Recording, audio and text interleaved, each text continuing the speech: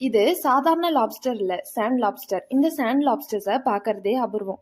ஏன்னா, இது சாண்ட்ல மறைஞ்சு வாழ்றனால அதிகமா ஃபிஷர்மேனால புடிக்க முடியாது.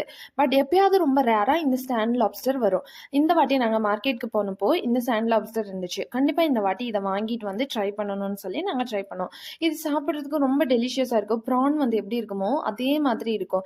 எந்த போன்ஸும் இருக்காது. அப்படியே ஃப்ளஷ் மட்டும் இருக்கும். ஆனா இத கிளீன் பண்றதுக்கு மட்டும் ஒரு ட்ரிக் இருக்கு. அத கரெக்ட்டா ஃபாலோ பண்ணி கிளீன் பண்ணிட்டா, இது சூப்பர் அண்ட் ஈஸியா கிளீன் பண்ணிடலாம். கிளீன் பண்ணி இந்த மாரி ஃப்ளெஷ்ஷ செப்பரேட் பண்ணி நம்ம குக் பண்ணணும். அண்ட் ஆனியன், டொமேட்டோ எல்லாம் ஆட் பண்ணி நம்ம குக் பண்ணோம்னா, சாப்பிடுறதுக்கு அவ்ளோ டெலிஷியஸா இருக்கும். ப்ரான்ஸ்க்கு எப்படி குக் பண்ணுவோமோ, அதே மாதிரி தான் இதையும் குக் பண்ணணும். சேம் குக்கிங் டைம் தான்.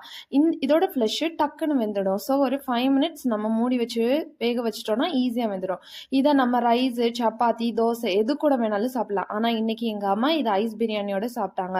ரொம்ப ரொம்ப டெலிஷியஸ் அண்ட் டேஸ்டியா இருந்துச்சு. பாய்.